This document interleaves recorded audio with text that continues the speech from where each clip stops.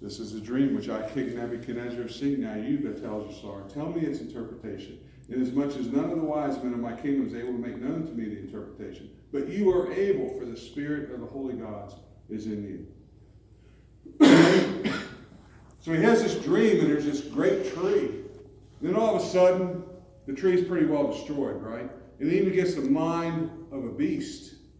And then he says, cut it down to the ground, to the stump. But then they put a piece of iron around it, either to subdue it or to protect it, to keep its roots from being torn up.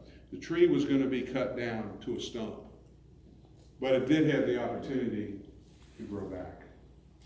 So he's going to cut him off at the knees. That's what God's going to do to him. Then Daniel was appalled for a while as his thoughts alarmed him. Daniel knows. He's like, I don't think the word yikes is a Hebrew word. But I think Daniel's like, yikes. I've got to tell him what this is. This ain't good.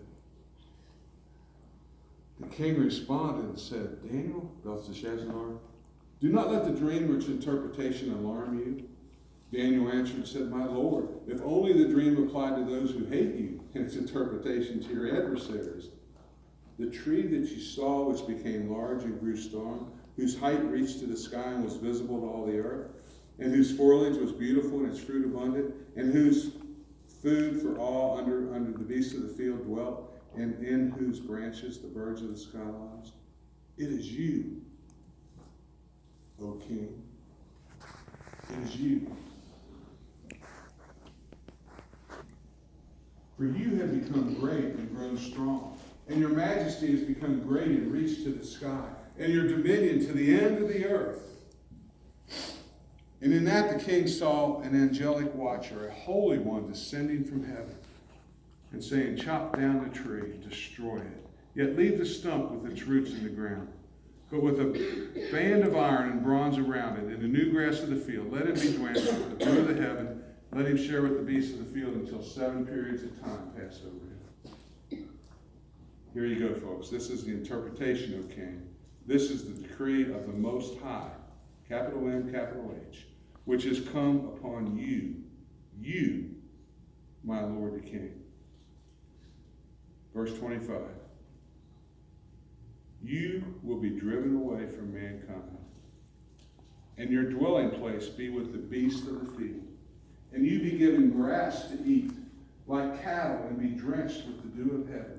And 7 periods of time will pass over you until you recognize, get that, until you recognize that the Most High is ruler over the realm of mankind and bestows it on whomever he wishes.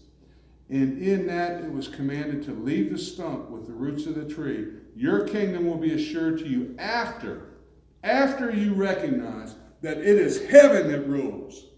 We sang that earlier, right? Our God is on his throne, amen? Our God is on his throne. It is heaven that rules.